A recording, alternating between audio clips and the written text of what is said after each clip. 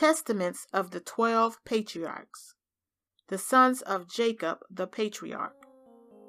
Testament of Reuben, the firstborn son of Jacob and Leah. Chapter 1. A copy of the testament of Reuben, the things which he commanded to his sons before he died, in the 125th year of his life. 2 years after the death of Joseph, his brother Reuben became sick, and there gathered to watch over him his sons and his sons' sons. And he said to them, My children, behold, I am dying, and I am going the way of my fathers. When he saw Judah and Gad and Asher his brothers there, he said to them, Raise me up so that I can tell my brothers and my children the things that I have hidden in my heart, for behold, I am departing from you now. And when he was raised up, he kissed them and said to them, Listen, my brothers and my sons, give heed to the things which I, Reuben, your father, command you. See here, I call the God of heaven to bear witness to you this day, so that you will not behave yourselves in the ignorant ways of youth and sexual promiscuity in which I indulged myself and defiled the marriage bed of my father Jacob. But I tell you, he struck me with a severe wound in my loins for 7 months. And if my father Jacob had not prayed to the Most High in my behalf, the Most High would have destroyed me. For I was 30 years old when I committed this evil deed in the sight of the Most High. And for 7 months I was an invalid on the brink of death. And after this, when determination of soul, for 7 years I repented before the Most High. I did not drink wine or liquor. Meat did not enter my mouth, and I did not eat any pleasurable food. Rather, I was mourning over my sin, since it was so great. Never had anything like it been done in Israel. Chapter 2.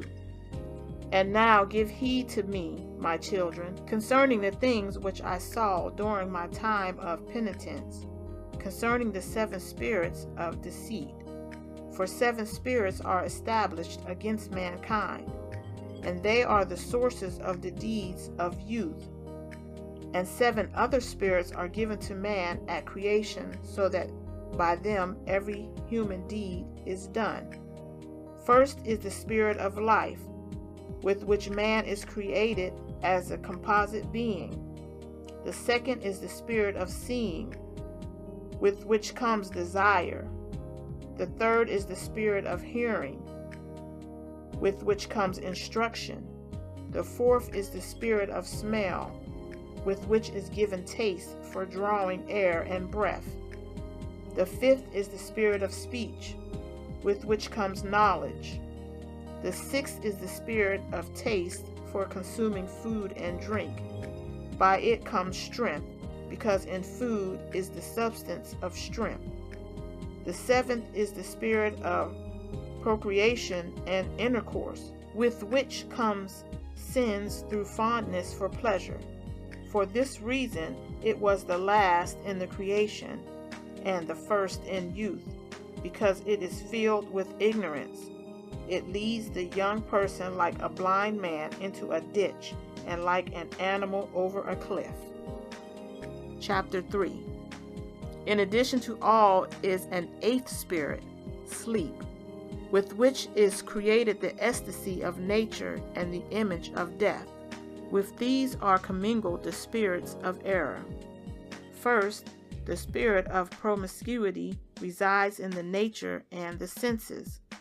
A second spirit is instability in the stomach, a third spirit of strife in the liver and the gall, a fourth spirit of flattery and trickery, in order that through excessive effort one might appear to be at the height of his powers, a fifth spirit of arrogance, that one might be boastful and haughty, a sixth spirit of lying, which through destructiveness and rivalry handles his affairs smoothly and secretively, even with his relatives and his household. A seventh spirit of injustice, with which are thefts and crooked dealings, in order that one might gain his heart's desire. For injustice works together with the other spirits through acceptance of bribes. With all these, the spirit of sleep forms an alliance, which results in error and fantasy. And thus every young man is destroyed, darkening his mind from the truth, neither gaining understanding in the law of the Most High, nor heeding the advice of his fathers. Just this was my plight in my youth. And now, my children, love truth, and she will preserve you. Give heed to the words of Reuben your father. Do not devote your attention to a woman's looks, nor live with a woman who is already married, nor become involved in affairs with women. For if I had not seen Bilhah bathing in a sheltered place, I would not have fallen into this great lawless act. For so absorbed were my senses by her naked femininity that I was not able to sleep until I had performed this revolting act. While our father Jacob had gone off to visit his father Isaac, and we were at Gedar near Ephrathah in Bethlehem, Bilhah became drunk and was sound asleep, naked in her bedchamber. So when I came in and saw her nakedness, I performed the impious deed without her being aware of it. Leaving her sleeping soundly, I went out. And immediately a messenger from the Most High revealed it to my father. He came and made lamentation over me, and never again touched her. Chapter 4.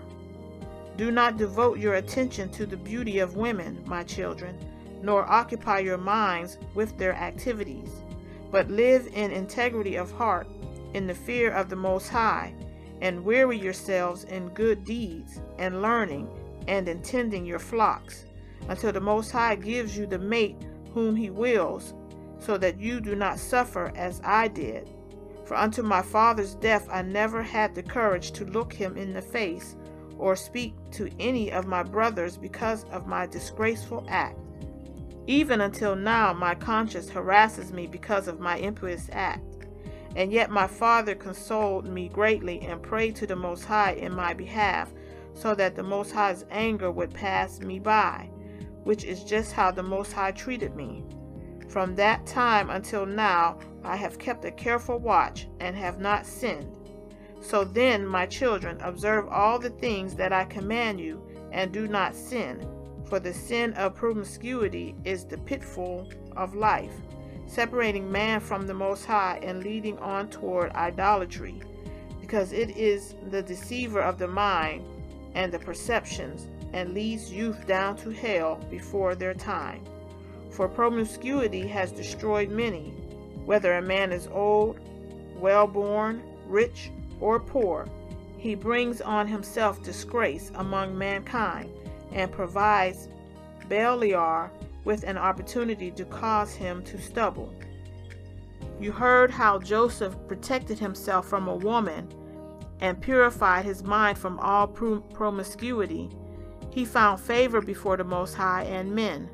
For the Egyptian woman did many things to him, summoned magicians, and brought potions for him, but his soul's deliberation rejected evil desire.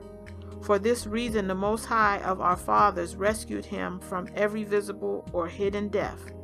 For if promiscuity does not triumph over your reason, then neither can Beliar conquer you.